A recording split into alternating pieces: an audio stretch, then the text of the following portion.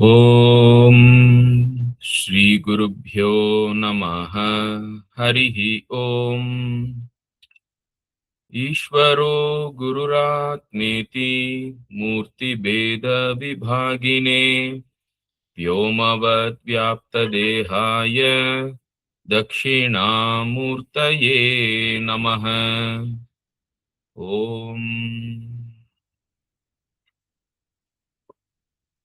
So, this is the Dhyana Shloka which we will see. It says, Ishvaraha Guru Atma Iti Murti Veda Vibhagine.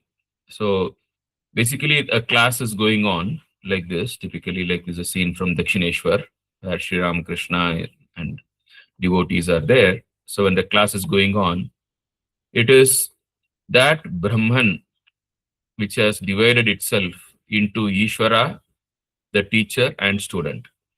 So it is the very same Lord. It's a Leela that the subject matter is Ishvara, and the teacher is also Ishvara, and the student is also Ishvara. So Sri Krishna also used to say Bhagavata, Bhakta, Bhagavan. All three are the same. So the same thing here, right? And even the Gita says Sarvasi chaham hridisannivishto mattas smritir jnanam apohanam cha vedaischa sarvair ahameva vedyo vedanta kritu veda videva chaham. So vedaischa sarvair ahameva vedyam vedanta kritu veda vitu chaham. So basically, like, I am the subject matter of the Veda, I am the teacher of the Veda, and I am the student of the Veda. So that is what Gita also says. So the same idea here, it says Ishvaraha Guru Atma. Here Atma, the student is saying, so here Atma is the student. So Ishvara Guru Atmeti Murti Beda Vibhagine, and the Lord is all pervading, Vyomavad, like just like space, Vyapta Dehaya, it's like his form is all pervading like the space, which means basically he is formless, he is everywhere. Dakshina Murtaye Namaha. Now the word Dakshina Murti has multiple meanings. One is Dakshinamurti is that form of Shiva as the teacher. And another meaning is, now Dakshina means south. So south is the direction of Yama. And normally people avoid sitting facing south. And Dakshinamurti faces south and sits because he is not afraid of death. So basically he is immortal. So Murti means the form. So that Lord who is immortal, so sitting facing south, Dakshinamurti, is an indication that he has got Atmajnanam and he has realized his immortal nature. The same we can see Shiva having Chandrakala on his as an ornament. So Chandra is also a symbol of time, because Chandra, the waxing and waning of the moon is how time is measured. The dates are measured over a month and all that, the tithi and all that. So moon is the symbol of time. And this Kala Tattva, everyone is afraid of in this world. But for Shiva, that moon is an ornament, because he knows that he is immortal. So that is why he becomes Chandra Shekhara. So Chandra Shekhara means one who is wearing the moon on his head as an ornament, which is normally being afraid, but it's a Kala Tattva is something which is feared by others, whereas for a person who is a jnani, a person who has understood his own immortal nature, for him Kala Tattva is an ornament. Same thing Anand Maharaj used to tell, like, or even Paramarthanji used to say, a swimming pool, for a person who knows how to swim, a swimming pool is a kridangana. It is a playground. A swimming pool is a playground for a person who knows how to swim. But for a person who doesn't know how to swim, it is a mrityu hetu. It is a place where which can create even death. It's a dangerous place. So a swimming pool is a dangerous place for a person who doesn't know how to swim. And the same swimming pool is a playground for a person who knows how to swim. So similarly, Kala Tattva is feared by people who are worldly, but Kala Tattva is an ornament for the Lord and it is a playground for jnanis. That is what is meant by Dakshinamurti, sitting facing the south. Now the word Dakshinamurti has got another meaning also. So Dakshinaha Amurtaye. So here Dakshinaha means skillful. Amurti means formless. Now the Mundaka Upanishad gives the qualities of Uttama Guru as Shrotriyaha and Brahmanishta. So a person who is well versed in the scriptures and who is established in the Brahman. Now the scriptures give the prakriyas, the methods of teaching the knowledge.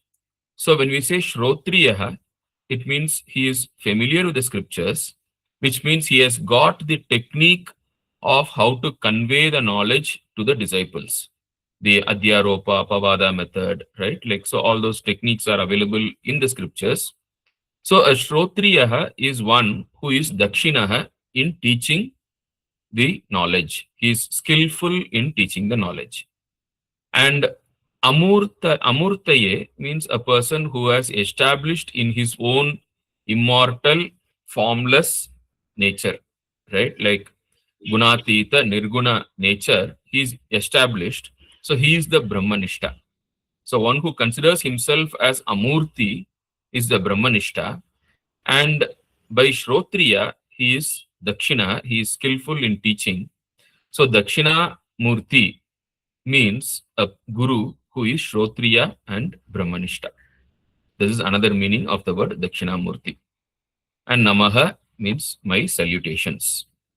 So this is a beautiful shloka which talks about the whole class. So this class is just a leela of Brahman where Ishvara himself has divided into the subject matter, into the teacher and the student, and it is going on, and the Lord himself is the teacher, and it is the Lord himself who puts the words into the mouth of the teacher.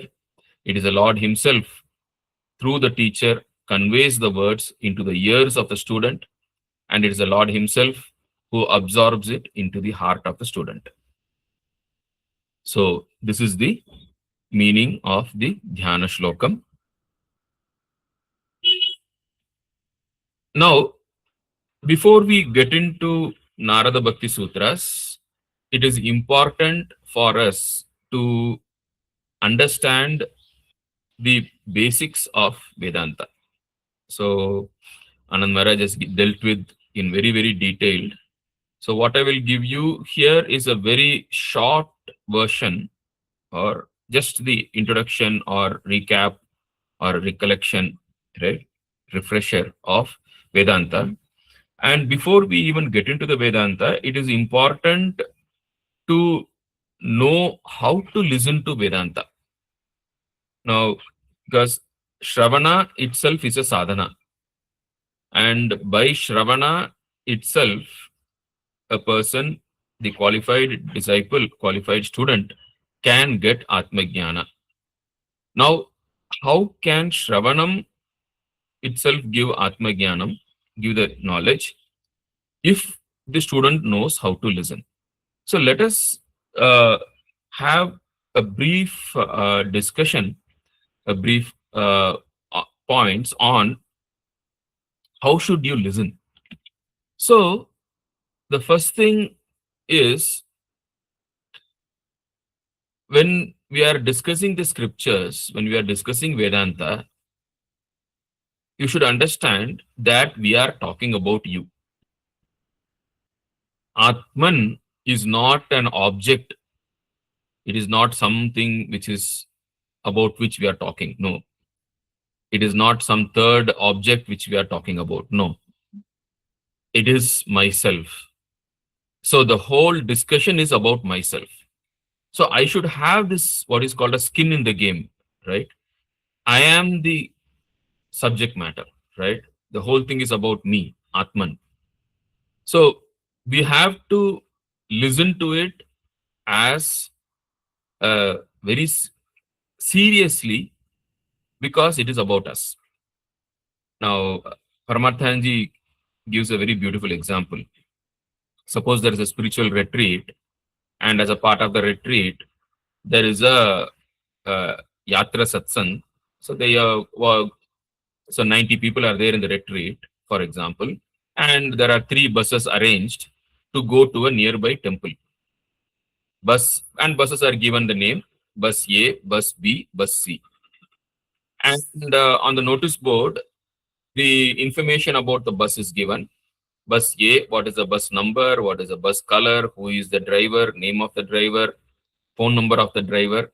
Everything is given for bus B also, for bus C also. Now, all these things are information. Now, to a person who looks and reads it, it is absolutely irrelevant. Three buses are there, and this is the bus color, this is the photo of the bus, this is the name of the driver, this is the phone number of the driver of the bus. Now, how does it matter? It doesn't matter.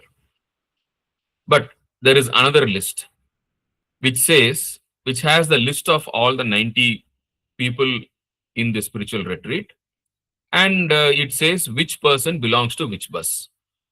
So now what happens? I go and look it up. I see that, okay, my bus is B. Now, moment I know that I am in bus B, now when I go and look at the board, look at the notice, which says bus A, this is the color, this is the driver name. Now it's not relevant to me. Now bus C's color, driver's name, driver's phone number also is not relevant to me. Now bus B, it is all the more relevant to me because I know that I am going to travel in bus B. So the way I read the details of bus A and bus C is very different from the way I read the details of bus B. Why? Because I know I am in bus B. I would take the picture of the details of bus B. I will take that driver's name and phone number. I will store it in my phone. I will do everything for bus B. But I will not do it for bus A and bus C. Why? Because I know I'm not going to travel in those buses. I'm going to travel in bus B. So the moment you put your skin in the game, the moment you put yourself into the situation, then what was initially just a superficial information, now it becomes very, very important. This is called owning it up.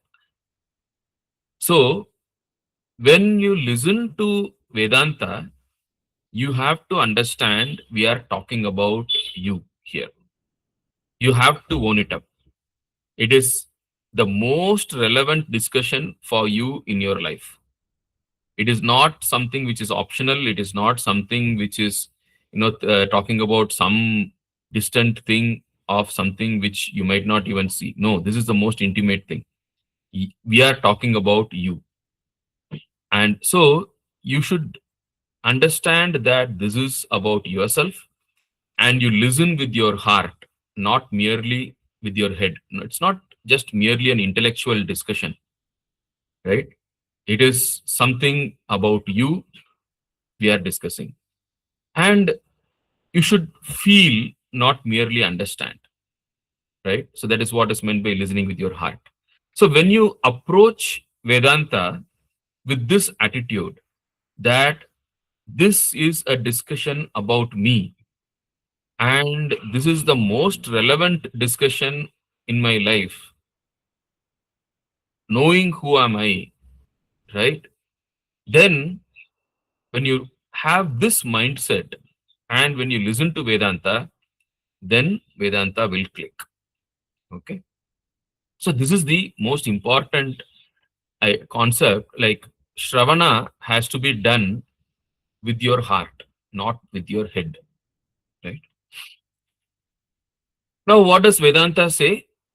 You are not the body, you are not this life, you are not the mind, you are not the intellect, you are not the ego. Panchakosha, we have all seen, right? And you are different from all these, and you are the witness of all these. You are just, you are able to see them, you are able to think about them, you are, so you are not them, right? You are the person, you are the witness. So this is the core idea about yourself. Now, this identity shift is what has to happen. Now, for this identity shift to happen, we have to get rid of, or at least shake up, some of the deep rooted ideas, biases, which we are habituated to. Now, one of them is we are habituated to thinking that waking state is a default state. We are we think we are people who are having a waking state, which is default, and then we go into a dream state, and then we come back to waking state, then we go into another dream state, then we come back to again the same old waking state, then we slip into deep sleep, and then we come back to the original waking state. Now, this is the conventional, habituated way of thinking. Now, this need not be true. This is considering waking state as the default has to be shaken, because this is a entire antithesis to Vedanta.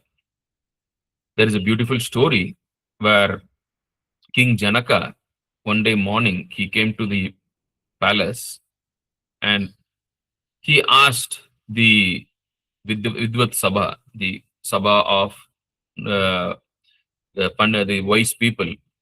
He said, yesterday night I had a dream. I was a beggar. I did not have any money. I was hungry. I was thirsty, and no one would help me. I begged, and everyone scolded me. I suffered a lot as a beggar. And when I woke up, I found that I was a king lying in the royal bed with a lot of food at the bedside, with a lot of things to drink at the bedside. Now I keep wondering, am I a beggar who is dreaming that he is a king, or am I the king who was dreaming that he was the beggar? Which is true? This is a question which Janaka asked the Vidvat Sabha, and Ashtavakraha, his teacher, who was also in the Sabha, he told Janaka, Janaka, you are neither, and you are both, and you are beyond.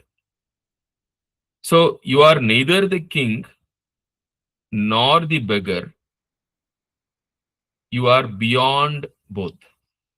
You are the person who is common to both. You are the person who had the experience of the beggar, and you are the person who is having the experience of the king. But both the king and the beggar are equally true and equally false. You, who is the connecting thread, the common thread across both, that is the truth. So, whatever we call as the waking state is just the current dream. The dream state that we are currently in, we call it as waking. The dream state which we remember, which we were in the past, we call it as dream. But the current waking state has no higher reality than the dream state that we have been through. So, It is not that waking state is not the default. You don't go from waking to dream, come back to waking, go to dream, come back to waking, go to sleep, come back to waking. No, that is not the truth. The truth is you are beyond the three states. From beyond the three states, you go into one dream, come back, you go into another dream, you come back, you go into another dream, you come back, you might go into sleep, you come back, you go into another sleep, you might come back, you might go into another dream, you might come back. So, and the current dream is called as the waking. So there is a common point which is called the turiya, from which you go in and come out of the states. Now, this shift you need to understand. Now, you might say, well, if everything is a dream, if the current waking state is also equivalent to your dream, then what about science? What about physics? Like, you say, yes, they're all applicable within within this world, right? Within this context, the world is perfectly scientific.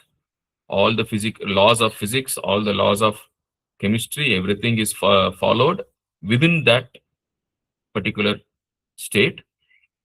But I am beyond the states. From that turiya, I kind of step in, step out, step in, step out of different states. And I pervade all the states. The turiya actually is the reality which pervades all the states, and none of these states are the default. So this idea of waking state as the default has to be given up, or at least you shake it out, and as you listen to Vedanta, it will slowly get rooted out. But at least you should challenge this idea of considering the waking as the default, right? Similarly, we have an assumption that matter is the fundamental reality, and this body is made out of matter, this brain is made out of matter, and then some electrical and chemical reactions happen in the brain which create thoughts, and that thought, one of the thoughts is the thought of myself, which is consciousness. So matter creates mind, mind creates consciousness. Now this is a bias, this is a wrong assumption, right, that we have conventionally, which is not true. The truth is the other way around. Matter is not the fundamental reality, and I am pure consciousness, and out of consciousness comes the mind, and out of mind comes the matter. Just as we saw in the previous discussion, right, that this world is just like a dream. Now, if you say in a dream, you see trees, you see buildings, you see people, you see buses, road. Now, what are all they made of? Right? They're all made of just thoughts, right? The wood of the tree in the dream, the stone of the buildings in the dream, they're all just modifications of mind, right? The mind imagines, or mind conceives of all of them, and as long as you are dreaming, you think they are all real. So just as the dream matter is created by the mind, even this waking, in the waking state, whatever, as I told you, the current dream is called waking. That's all is the difference. So this is also all made of mind only. And I am the pure consciousness, which is a witness to the whole thing. So this idea of matter as the fundamental reality has to be shaken up. Okay. Only when you shake up these deep rooted notions, then only you will start understanding Vedanta. Now, why are we not able to shake up these deep rooted ideas, these assumptions? What prevents us from shaking them up? What prevents us from being able to give up this idea that waking state is default, give up this idea that matter is real?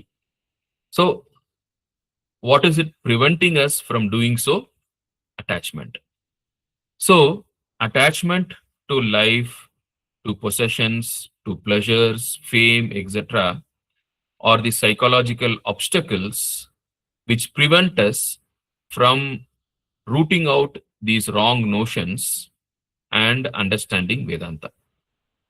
That is why it is very, very important to analyze life, analyze all these things, see their transience, see their futile nature, so that we can give up our attachment to that, and then we will be able to weaken the hold of these wrong notions, and then Vedanta can start getting into our system. That is why hymns like Bhajagovindam, right? Bhajagovindam is called Moha Mudghara, right? The hammer which beats out delusion. What is the delusion? The delusion is waking state is default and matter is real. That is the delusion.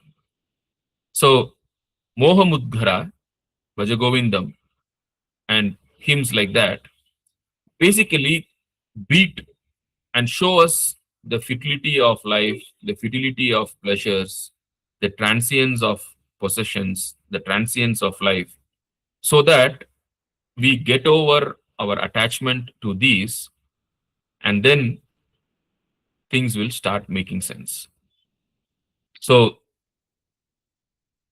the way to get free from these attachments is yajna, which is doing our duty and giving back what we have taken; dana, to give more than what we have taken; tapas, to take up austerities, to uh, you know kill this pleasure seeking mind, right? We have to weaken the pleasure seeking tendencies.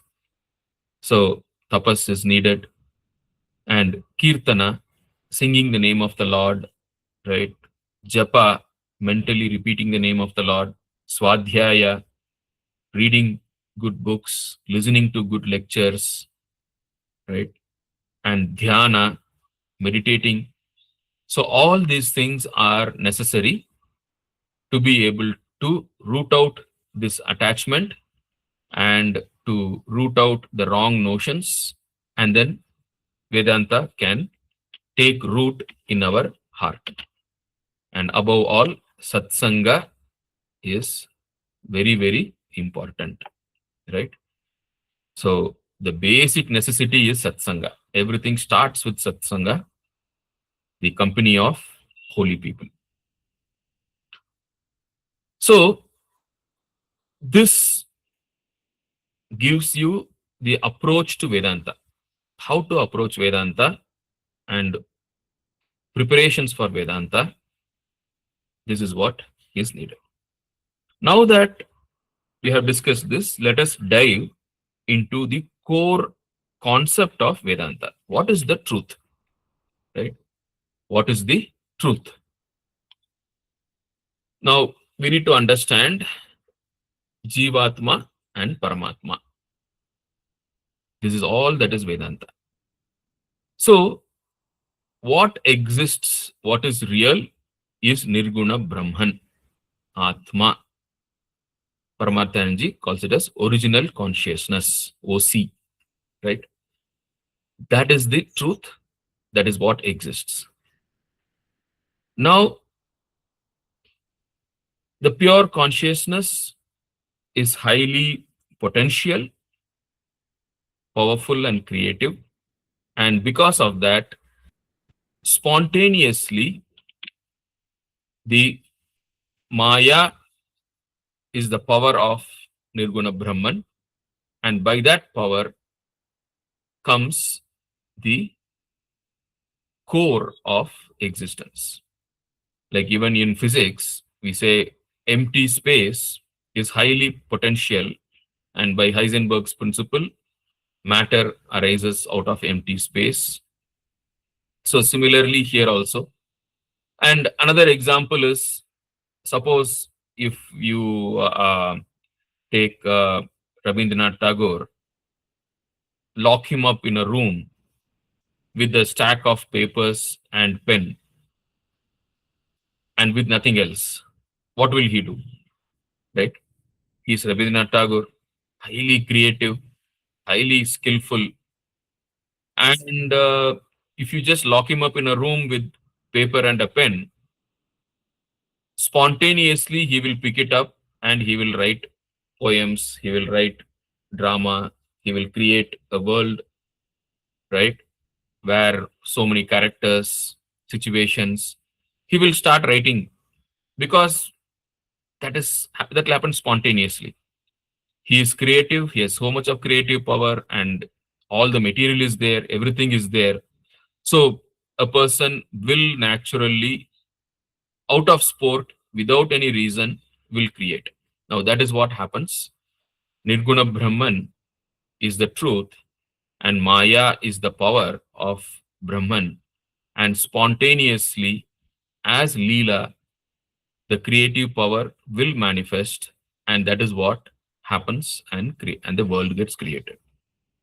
So when the so pure consciousness is what it is there, and that reflects on the Prakriti Maya. Now, that which reflects on the whole of Prakriti is called Ishvara, Paramatma, Purushottama, universal reflected consciousness, Saguna Brahman, Vishwarupa Ishvara. These are all different names to the reflection of pure consciousness on the whole of existence. Now, the reflection on a part of existence is called Jivatma. Now, the part is called the Karna Sharira or Avidya or Akshara Purusha, according to the 15th chapter of the Gita. And this reflection is called Prajna, right? As per the Mandukya Upanishad, Mandukya Upanishad, it's called Prajna. This is the Prajna. It is also called Kshetrajna in the 13th chapter of the Gita. It is called Jivatma or Purusha or individual reflected consciousness.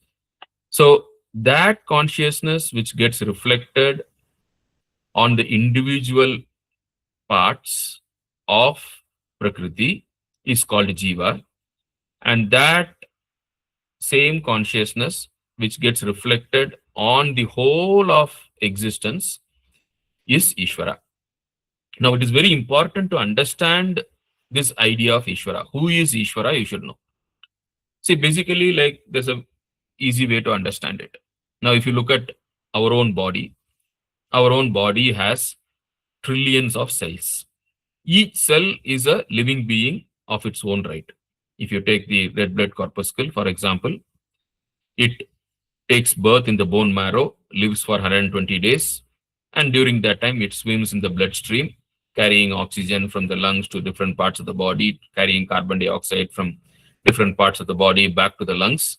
It keeps doing its job for 120 days, and then it dies in the liver. It is a living being of its own right. Similarly, every cell in our body, whether it is a nerve cell or a bone cell or a skin cell or a liver cell, heart cell, every cell in our body is a living being of its own. And also there are so many other bacteria, everything which are also important for the survival of the body. So what I call as I, so and so, is the combination of all these things. I don't, so everything put together I call as I. In the same way, we are like cells in the body of Ishvara. When I say I mean just this 70 kg mass of matter and some knowledge some habits. This limited entity is what I call as I. Whereas there is a universal being.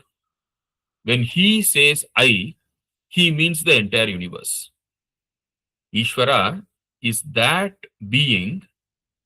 When he says I, he means the whole universe. He considers himself as the entire universe.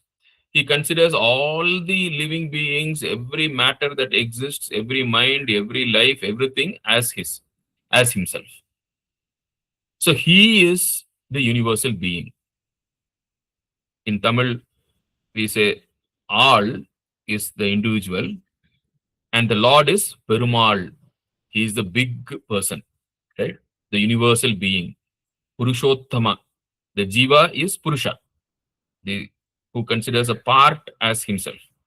Whereas Ishvara is Purushottama, the one who considers the entire universe as himself. Is Vishwarupa Ishvara, right?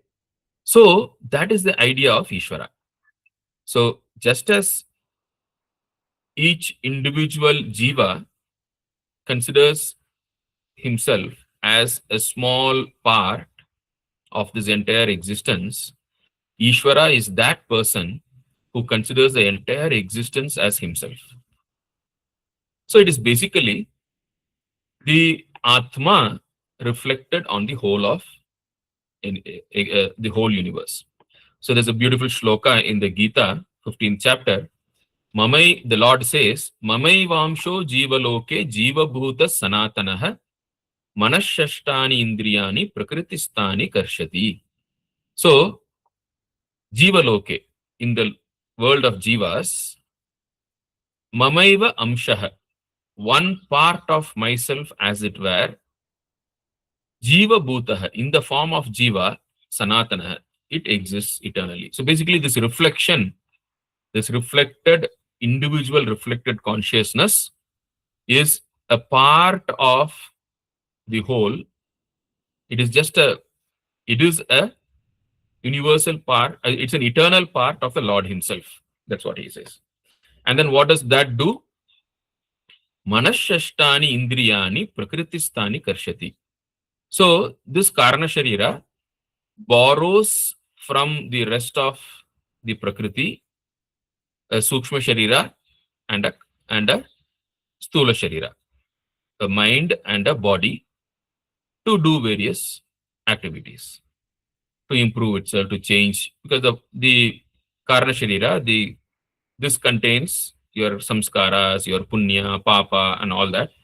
So borrowing a mind and a body from Prakriti, it works on it, and then that is how it goes.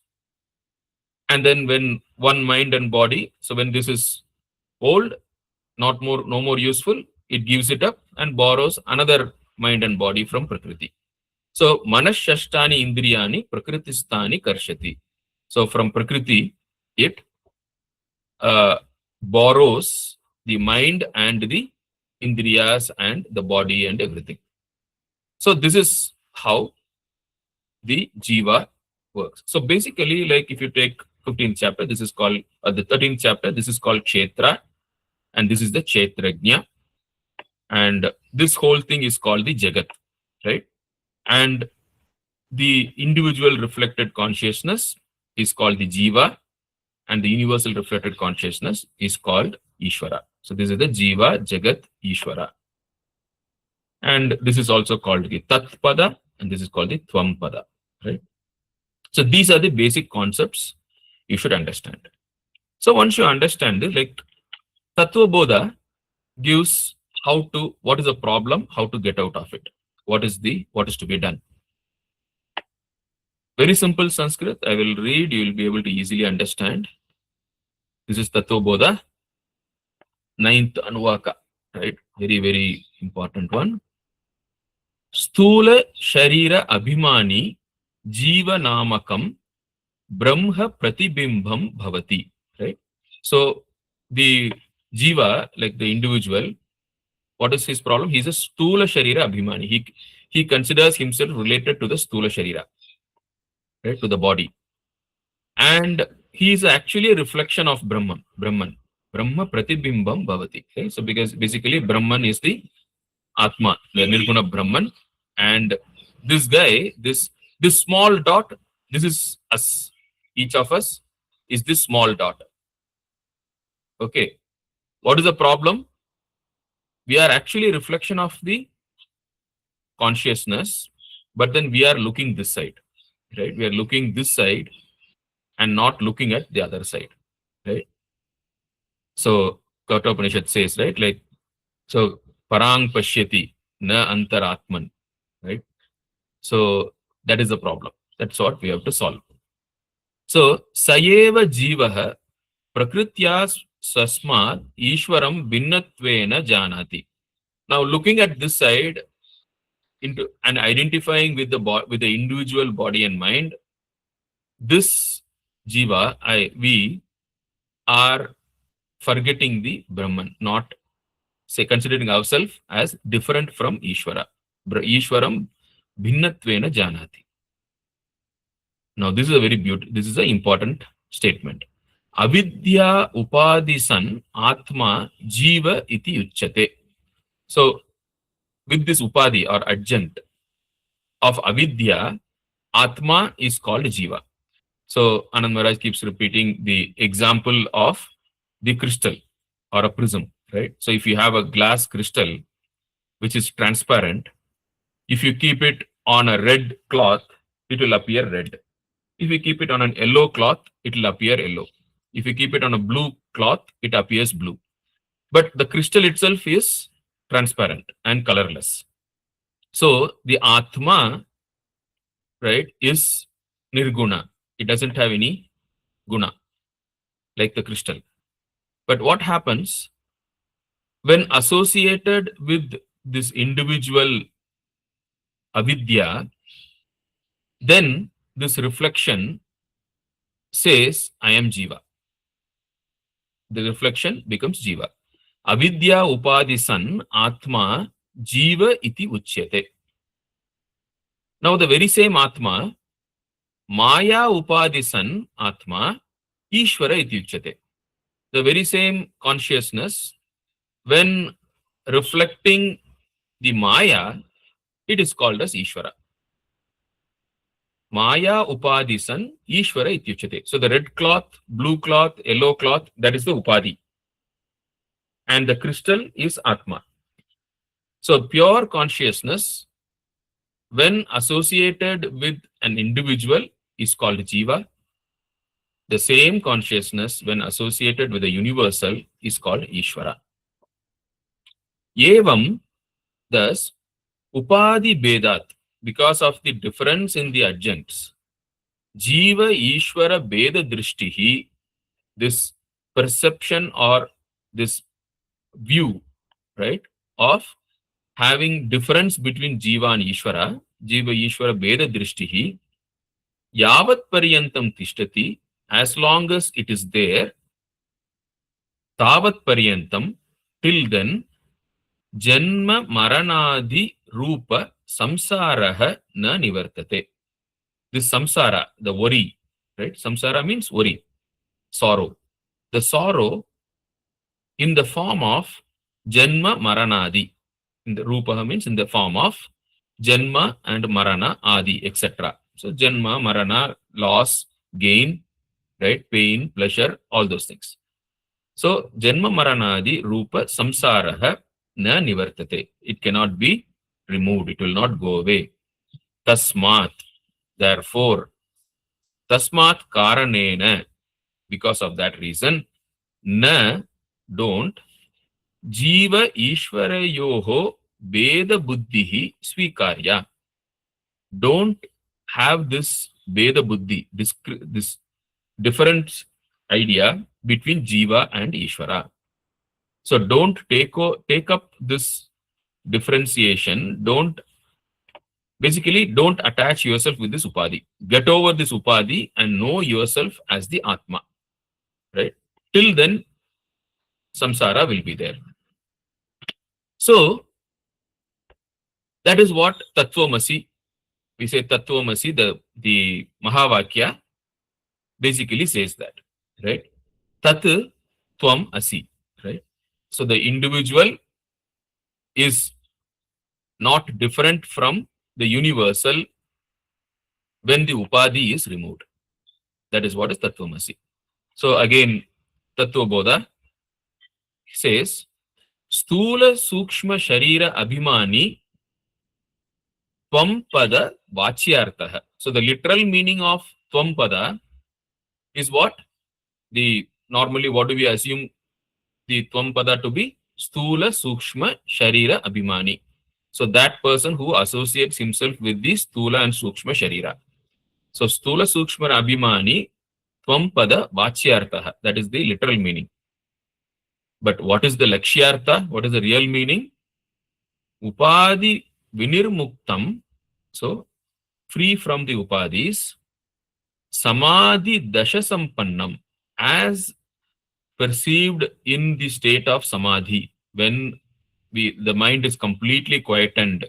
When the association of the mind with the body and emotions and everything is completely disassociated, when the mind is completely introverted in Samadhi Sthiti, Samadhi Dasham, whatever is experienced, Samadhi Dasha Sampannam, Shuddham, pure, Chaitanyam, consciousness, Tvam Pada Lakshyartaha. That is the Lakshyartha of Tvam-pada. The real implied meaning of Tvam is Shuddham Chaitanyam, is a pure consciousness, the original consciousness. How is it? Upadi Vinirmuktam. If you give up your identity and ownership, association with the Sukshma and Sthula Sharira, then you will realize yourself as Shuddha Chaitanyam, and that is the Lakshyartha of Tvam-padam. Evam, similarly, Sarvagnyatvam Adi Vishishta Ishvaraha Tatpada Vachyartha. So the Tatpadam's Vachyartham, the literal meaning is what? Sarvagnyatvam Adi. So Sarvagyatva, like omniscience, etc. Vishishta, like endowed with that. Ishvaraha. So Ishvara is omniscient, omnipotent, omnipresent. With all these qualities, when you associate, then that Ishvara is the Tatpada Vachyartha, the literal meaning of the word Tat. Whereas Upadi Shunyam, without the Upadi. What is the Upadi of Ishvara? Maya. So we have seen, no? So Avidya Upadisan Atma Jiva Ityuchyate, Maya Upadisan Atma Ishvara Ityuchyate. So that Upadi Shunyam, when you remove the Upadi, Shuddha Chaitanyam, this also becomes Shuddha Chaitanyam. Tatpada Lakshyartaha. So this is the implied meaning of Tatpadam. So once the Upadi is removed, Upadi Vinirmuktam or Upadi Shunyam, both Tat and Tvam become Shuddha Chaitanyam, and that is the Lakshyartha. Evam cha Jiva Ishvarayoho Chaitanya Rupena Abede Badaka Bhavaha. So, thus, knowing that in the form of Chaitanya Rupena, Jiva Ishvara Yoho Abedaha. So the Jiva and Ishvara are not different. This is what we need to know. So the beautiful example given in the scriptures is ocean, wave, water. So in the ocean, we find a lot of waves. The waves are limited. They arise in the ocean. They exist in the ocean. They dissolve back into the ocean. They have a very temporary existence, limited existence, small in size. Now, that is the wave. Now, the wave is like the Jivatma. The ocean is like the Ishvara. The ocean is a universal being, right? That is the Adhisthana for all the Jivas. Ocean is the Adhisthana for all the waves. So Ishvara is the Adhisthana for all the jivas. All the jivas put together plus a lot more is what is Ishvara. All the waves put together plus lot more is what is ocean. So the relationship between Ishvara and Jiva is exactly as between ocean and the wave. Now, as long as the Jiva considers itself as a limited entity, as a limited wave, it is different from the ocean. But the moment the Jiva says, I am water, the wave says, I am water. The Jiva says, I am Atma, I am pure consciousness. Then there is no difference between the wave and the ocean. As water, there is no difference between ocean and the wave.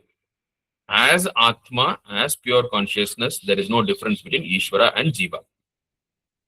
But the moment you bring in individuality, then Jiva is different from Ishvara. This is the whole of Vedanta, right? Now, maybe we can, what is the time? 8:18, okay. So, maybe we can take a break, and if there are any questions, we can answer. Let me stop sharing.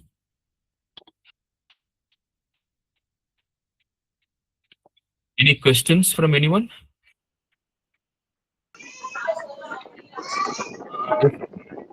Pranam ji. Pranam. This ocean wave water, Mm. ocean slaves Iswara, wave water wave Jivatma, then water linkage is not complete. Uh, can you speak louder, Durayji? Yeah, this water Jivatma Uh, ocean clear. Jivatma mm, ocean equal to Iswara. mm, Wave to Jivatma. Then yes. water started, then not completed. Then water thing. Water is Atma, pure Oh, Atma. consciousness. Mm. Right. Okay, thank you. Water is the pure consciousness, Uh, which is common to both the ocean and the wave. Very good. Okay, thank you. It is both Uh, common to ocean and wave. uh, It is interlinking, interlinked. yes. Yes. Okay. Thank you. Dhanyawad. Thank you. Yes, Satish, you have a question? Yeah, sir, can you hear me? Yes. Ah, so, in the first instance, you mentioned that I come into various states in terms of, let's say, dream, awaking state. So, when I say that I am having various states, then there is a duality, isn't it? No, so basically, I am the witness, okay, of various states. I am the witness of the various states of waking, dream, that dream, this waking, that waking, deep sleep, all that. I am the pure consciousness, I am the witness, and this entire universe appears in me. So that way it is Advitiya, because this universe it doesn't have an independent existence apart from me. The very expression itself shows that, like, there is I and there is different states. No, So, no, no, no, no. The universe is uh, the universe is an appearance of in me, and I am the only existence. That doesn't have an independent existence. Without me, there is no universe. okay. Without So, me, there is no I universe. I am the just one because who lends existence to the universe. like let me put it this way, like, because the pratiksha I'm seeing all these and other aspects, I am wording that way, but it is none other than me. Can I say Huh. that? Yes. It is just like your own reflection in a mirror. The Okay. Maya is the mirror, and you, the consciousness, reflects on Maya mirror, and you see world. Mhm. Dakshinamurti Stotra says, Vishwam Darpana Drishyamana Nahari. Right? So this entire Vishwam is like a city reflected in the mirror. Mhm. The mirror is Maya, and you are consciousness. And when you look at yourself on the mirror of Maya, you see the world. Okay. Yeah. Thank you. Yeah.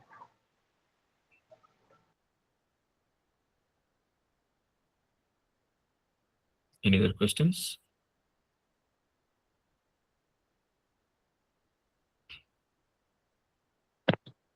Namaste, sir. Namaste. I'm Punita, sir.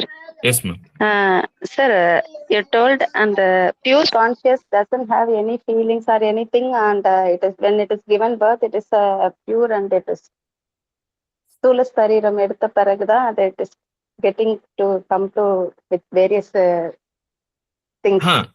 All the feelings and emotions belong to the Sthula Sharira and Sukshma Sharira. Okay. I, the pure consciousness, I am just a witness to the whole thing.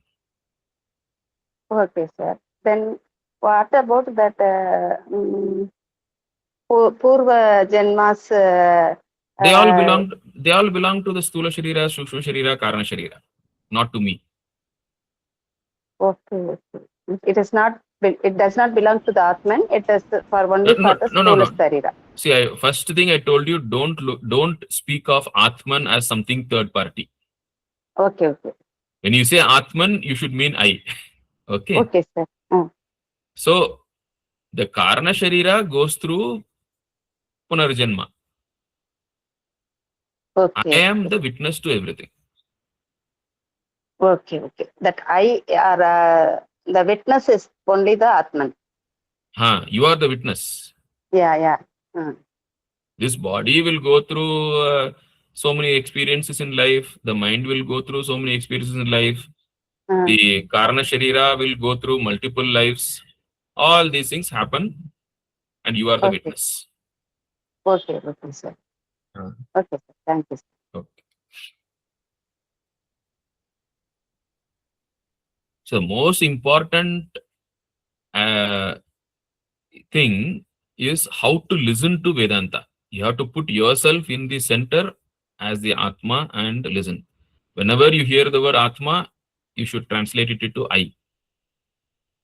Okay, sir. Oh, thanks. Namaste, sir. Namaste.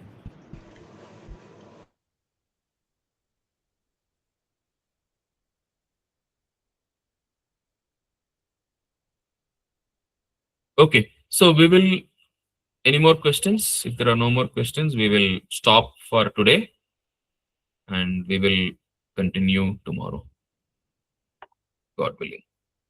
So let me share again.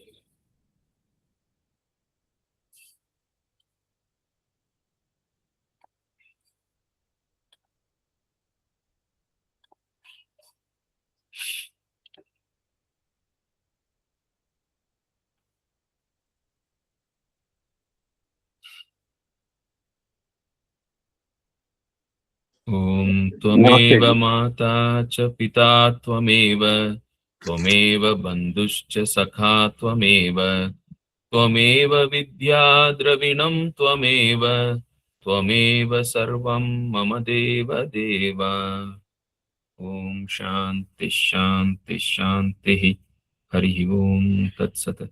Shri Ramakrishna Arpanamastu.